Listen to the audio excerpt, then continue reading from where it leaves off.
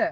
ನಮಸ್ತೆ. ಹಾಂ, ನನ್ನ ಹೆಸರು ರಾಜನಾಯಕ್ ಅಂತ, ಎಮ್ಕೋಡಿಹಳ್ಳಿ, ಕಡೂರು ತಾಲೂಕು. ಓಕೆ ಸರ್, ಎಷ್ಟು ಎಕರೆ ಜಮೀನಿದೆ ಸರ್? ನಮ್ದೊಂದು 5 ಎಕರೆ ಇದೆ. 5 ಎಕರೆ. ಏನೇನು ಬೆಳೆ ಬೆಳಿತೀರಿ ಸರ್? 3 ಎಕರೆ ಅಡಿಕೆ ಮಾಡ್ಕೊಂಡಿದ್ದೆ. 3 ಎಕರೆ ಅಡಿಕೆ. ಮತ್ತು ಇನ್ನು ಎಷ್ಟು ಎಕರೆನಲ್ಲಿ ನೀವು ತರಕಾರಿ? 2 ಎಕರೆ ಖಾಲಿ ಹೊಲ ಮಾಡ್ಕೊಂಡು. ಖಾಲಿ ಹೊಲ. ಎಷ್ಟು ವರ್ಷದಿಂದ ತರಕಾರಿ ಬೆಳೀತಾ ಇದ್ದೀರಾ? ಒಂದು 10-15 ವರ್ಷದಿಂದ ಬೆಳೀತಾ ಇದೆ. 10-15 ವರ್ಷದಿಂದ ತರಕಾರಿ. ಯಾವ್ಯಾವ ತರಕಾರಿ ಬೆಳಿತೀರಾ ಸರ್? ಸರ್ ಜಾಸ್ತಿ ಬೆಳೆಯೋದು ಟೊಮೆಟೊ, ಹಾಂ, ಸಾಂಬಾರ್ ಸೌತೆ, ಹಾಂ, ಚಿಲ್ಲಿ ಇವೆಲ್ಲ ಬೆಳಿತೀವಿ. ಕಲ್ಲಂಗಡಿ. ಓಕೆ. ಸೊ ನಮ್ಮ ನಟರಾಜ್ ಅಗ್ರಿ ಕ್ಲಿನಿಕ್ ಮತ್ತು ಇನ್ಪುಟ್ಸ್ನ ಪರಿಚಯ ಆಗಿ ಮತ್ತೆ ಭೇಟಿ ಮಾಡಿ ಎಷ್ಟು ವರ್ಷ ಆಯ್ತು ಸರ್ ನೀವು? ಸರ್ ಈಗ 3 ವರ್ಷದ ಹಿಂದೆ ಪರಿಚಯ ಆಗಿದ್ದು. ಸಾಂಬಾರ್ ಸೌತೆ ಹಾಕಿದ್ದೆ ಇದೇ ಪ್ಲಾಟಿಗೆ. ಓಕೆ. ಆ ಟೈಮಲ್ಲಿ ಬಂದವರು ಗೈಡೆನ್ಸ್ ಕೊಟ್ಟು ಓಕೆ, ಚೆನ್ನಾಗಿ ಬಂತು ಸರ್. ಸಾಂಬಾರ್ ಸೌತೆ ಭಾರಿ ಚೆನ್ನಾಗಿ ಬಂತು.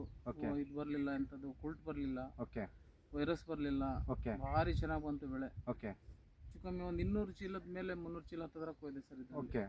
ಏನು ರೇಟ್ ಇತ್ತು ಸರ್? ಅವಾಗ 20 ರೂಪಾಯಿ ಇತ್ತು. 20 ರೂಪಾಯಿ ರೇಟ್ ಇತ್ತು. ಡ್ಯಾಮೇಜು ಕಡಿಮೆ ಆಯಿತು. ಡ್ಯಾಮೇಜ್ ಕಮ್ಮಿ ಆಯಿತು. ಸೊ ಈಗ ಟೊಮೊಟೊ ಹಾಕಿದಿರಿ ಸರ್. ಈಗ ಟೊಮೊಟೊ ನಾವು ನಟರಾಜ್ ಅಗ್ರಿ ಕ್ಲಿನಿಕ್ ಮತ್ತು ಇನ್ಪುಟ್ಸ್ ಕಡೆಯಿಂದ ನೀವು ಮಾಹಿತಿ ತಗೊಂತ ಇದ್ರಿ. ನಿಮಗೆ ಯಾವ್ಯಾವ ರೀತಿ ಮಾಹಿತಿಗಳನ್ನ ನಿಮ್ಗೆ ಹೇಳ್ತಾ ಬಂದಿದ್ದೀವಿ ಸರ್?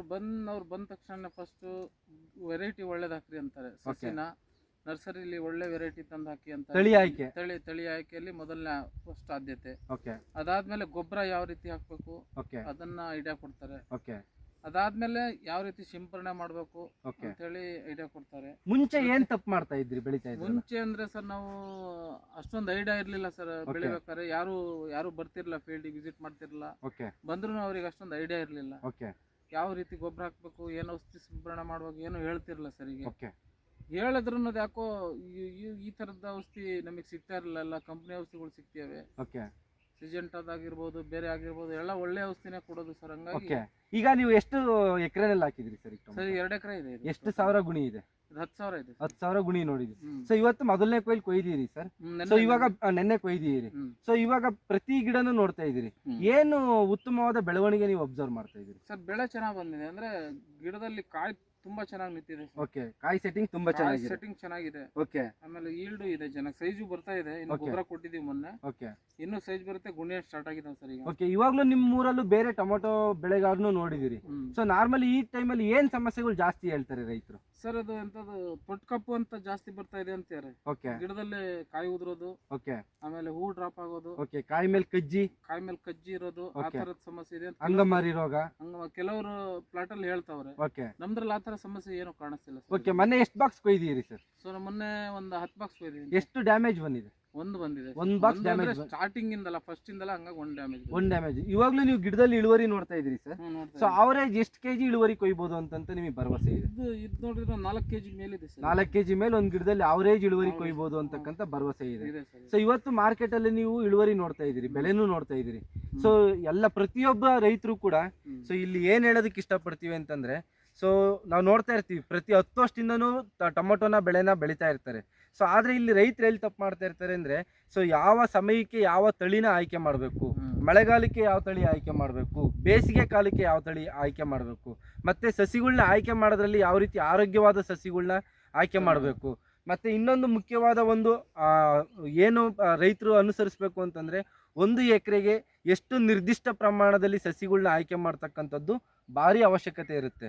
ಸೊ ನಾವು ನೋಡ್ತಾ ಇದ್ದೀವಿ 2 ಎಕರೆಗೆ 10,000 ಸಸಿ ಹಾಕಿದಿರಿ ಅಂತ ಹೇಳಿದ್ರಿ. ಸೊ ಇಲ್ಲಿ ನಾವು ನಾರ್ಮಲಿ ಸಾಲಿಂದ ಸಾಲಿಗೆ 4.5 ಇಂದ 5 ಅಡಿ ಅಂತರ ಕೊಡಿ ಅಂತೀವಿ, ಗಿಡದಿಂದ ಗಿಡಕ್ಕೆ 2 ಅಡಿ ಅಂತರ ಕೊಡಿ ಅಂತೀವಿ. ಸೊ ಇಂತಹ ಒಂದು ಪದ್ಧತಿಗಳನ್ನ, ಬೇಸಾಯ ಕ್ರಮಗಳನ್ನ ನಾವು ಅನುಸರಿಸ್ಕೊಂಡು ಅಂತಂತಂದ್ರೆ ಗಿಡದಲ್ಲಿ ಬರ್ತಕ್ಕಂತಹ ರೋಗ ಸಮಸ್ಯೆ ಕಡಿಮೆ ಆಗುತ್ತೆ. ಇನ್ನೊಂದೇನು ಅಂದ್ರೆ ಬರ್ತಕ್ಕಂಥ ಇಳುವರಿನಲ್ಲಿ ಲಾಸ್ ಅಂತಕ್ಕಂಥ ಪ್ರಮಾಣ ಕಡಿಮೆ ಆಗುತ್ತೆ. ಸೊ ಮೂರನೇದು ಇಲ್ಲಿ ಕಳೆ ನಿರ್ವಹಣೆ ಬಗ್ಗೆ ಮಾಹಿತಿ ಕೊಡ್ತಾ ಇದ್ದು. ಸೊ ಮುಂಚೆ ಎಲ್ಲ ಕಳೆ ನಿರ್ವಹಣೆಗೆ ಏನ್ ಮಾಡ್ತಾ ಇದ್ರಿ ಸರ್?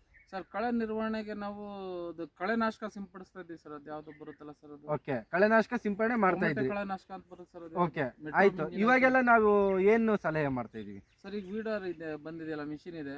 ಮಿಷಿನ್ ಅಲ್ಲಿ ಕಟ್ ಮಾಡ್ತಾ ಇದೀವಿ. ಓಕೆ. ಕಟ್ ಮಾಡ್ಕೊಂಡು ಆದಷ್ಟು ಅದರಲ್ಲಿ ಕಂಟ್ರೋಲ್ ಮಾಡ್ತೀವಿ. ಆಮೇಲೆ ಜನರ ಹತ್ರ ಸ್ವಲ್ಪ ತೆಗಿಸ್ತೀವಿ, ಸಾಲ್ಗಳೇ ತೆಗಿಸ್ತೀವಿ. ಸೊ ನಾರ್ಮಲಿ ನಿಮಗೆ ಪ್ರತಿ ಸತಿನೂ ಬಂದಾಗ ಹೇಳ್ತಾ ಇದ್ದು, ಕಳೆನಾಶಕ ಬಳಸೋದಾದ್ರೂ ಕೂಡ ಅವಶ್ಯಕತೆಗೆ ತಕ್ಕಂತೆ. ಅಂದ್ರೆ ಟೊಮೊಟೊ ಬೆಳೆನಲ್ಲಿ ನಾವು ಯಾವಾಗಲೂ ಏನು ಹೇಳ್ತೀವಿ ಅಂದ್ರೆ, ಟೊಮೊಟೊ ಬೆಳೆ ನಾಟಿ ಮಾಡಿದ 20 ರಿಂದ 25 ದಿನದೊಳಗಡೆ ದಾರ ಕಟ್ಟೋದ್ಕಿಂತ ಮುಂಚೆ ನಾವು ಕಳೆ ನಿಯಂತ್ರಣನ ಯಶಸ್ವಿಯಾಗಿ ಮಾಡ್ಕೊಂಡು ಅಂತಂತಂದ್ರೆ ಇದು ಕಳೆನಾಶಕ ಫಸ್ಟ್ ಸ್ಟಾರ್ಟಿಂಗ್ ಮಾಡೋದಾದ್ರೆ ನಾನು ಟೊಮೆಟೊ ಬೆಳೆಕೆ ಆಗ್ತಿರ್ಲಿಲ್ಲ ಸರ್. ಹೌದು. ಅಷ್ಟು ಕಳೆ ಆಗ್ಬಿಟ್ಟಿತ್ತು. ಓಕೆ ಸ್ಟಾರ್ಟಿಂಗ್ ಒಂದು 15 ದಿನದಲ್ಲಿ ಮಾಡ್ಕೊಂಡ್ವಿ ಇದನ್ನ. ಓಕೆ ಇದಾದ್ಮೇಲೆ ಮಿಷಿನ್ ವೀಡರ್ ತಂದು ಅದರಲ್ಲಿ ಕಟರ್ ಇದ್ದಿಲ್ಲ ಸರ್, ಅದ್ರಲ್ಲಿ ಕಟ್ ಮಾಡಿ ಬಿಸಾಗುತ್ತೆ ಎಲ್ಲ ಕಳೆನ. ಓಕೆ ಅದ್ರಲ್ಲಿ ಸೊ ಇವಾಗ್ಲೂ ನೀವು ನೋಡ್ತಾ ಇದ್ದೀರಿ ಸರ್, ಓವರ್ ಆಲ್ ಒಂದು ಗಿಡಕ್ಕೆ 4 kg ಕಟ್ಕೊಂಡ್ರು ಕೂಡ ಸೊ ಎಷ್ಟು 1000 ಬಾಕ್ಸ್ ಕೊಯ್ಬೋದು ಅಂತಕ್ಕಂಥ ಭರವಸೆ ಇದೆ ನಿಮ್ಗೆ?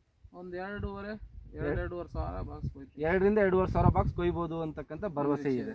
ಸೊ ಇವತ್ತಿನ ರೇಟಲ್ಲೂ ಕೂಡ ಎಲ್ಲ ರೈತರಿಗೂ ಏನು ಹೇಳ್ತೀವಿ ಅಂತಂದರೆ, ಸೊ ನಾವು ಬಳಸ್ತಕ್ಕಂಥ ರಾಸಾಯನಿಕ ಕ್ರಮಗಳ ಜೊತೆಗೆ ನಾವು ಬಳಸ್ತಕ್ಕಂತಹ ಬೇಸಾಯ ಪದ್ಧತಿಗಳೇ ಇರ್ಬೋದು, ಮತ್ತು ಕೆಲವೊಂದು ಕಳೆ ನಿಯಂತ್ರಣನೇ ಇರ್ಬೋದು, ಈ ಎಲ್ಲ ಪದ್ಧತಿಗಳು ನಮಗೆ ಬೆಳೆನಲ್ಲಿ ಇಳುವರಿನ ಜಾಸ್ತಿ ಮಾಡೋದ್ರ ಜೊತೆಗೆ ನಾವು ನೋಡ್ತಾ ಇರ್ತೀವಿ ಕೆಲವೊಂದು ಸತಿ ರೈತರು ಸೊ 10 ಬಾಕ್ಸ್ ಕೊಯ್ದ್ರೆ 5 ಬಾಕ್ಸ್ ಡ್ಯಾಮೇಜ್ ಬರುತ್ತೆ ಅಂತ ಅಂದ್ಬಿಟ್ಟು.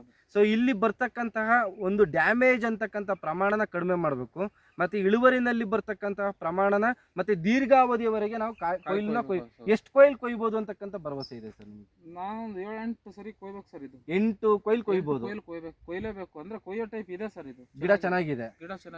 ಓಕೆ, ಮತ್ತೆ ಇದನ್ನ ಹಂಗೆ ಉಳಿಸ್ಕೋಬೇಕು ನಾವೀಗ. ಉಳಿಸ್ಕೊಬೇಕು.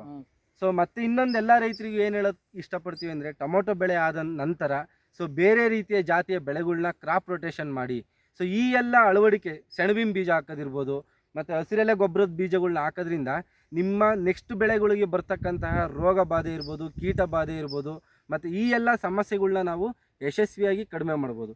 ಸರ್ ಕೊನೆಯದಾಗಿ ನಮ್ಮ ನಟರಾಜ್ ಅಗ್ರಿ ಕ್ಲಿನಿಕ್ ಮತ್ತು ಇನ್ಪುಟ್ಸ್ ಕಡೆಯಿಂದ ಈ ಬೆಳೆಗಳಿಗೆ ನೀವು 3 ವರ್ಷದಿಂದ ಮಾಹಿತಿ ಕೊಡ್ತಾ ಇದ್ದೀವಿ. ಸೊ ಈ ಮಾಹಿತಿಗಳು ನಿಮಗೆ ಆರ್ಥಿಕವಾಗಿ ಲಾಭ ತರ್ತಿದೆಯಾ? ತುಂಬಾ ಲಾಭ ಆಗಿದೆ ಸರ್ ನಮ್ಗೆ. ಓಕೆ, ನೀವು ಬಂದ್ಮೇಲೆ ಈಗ 3 ವರ್ಷದ ಹಿಂದೆಯಿಂದ ನೀವು ಬಂದ್ಮೇಲೆ ಓಕೆ, ಲಾಸ್ ಏನ್ ಮಾಡ್ಕೊಂಡಿಲ್ಲ, ಯಾವ ಬೆಳೆಲೂ ಲಾಸ್ ಆಗಿಲ್ಲ. ಓಕೆ, ಪ್ರತಿಯೊಂದು ಬೆಳೆಲೂ 1,50,000 ಅಂತೂ ನೋಡಿದ್ದೀರಿ.